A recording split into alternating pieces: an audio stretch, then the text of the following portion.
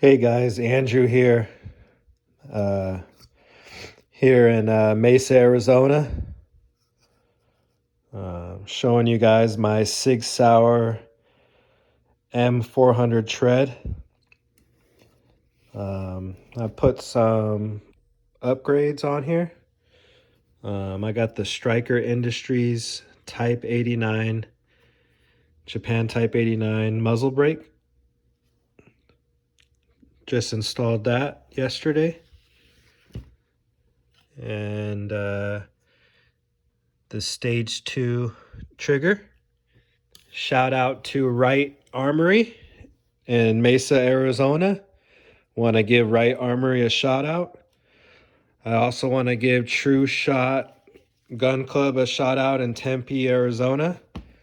That's where I purchased my ammo for this and my 9mm. I also have the Sig Sauer Romeo MSR with the Juliet 3. I also got my Blue Force Gear vickers sling.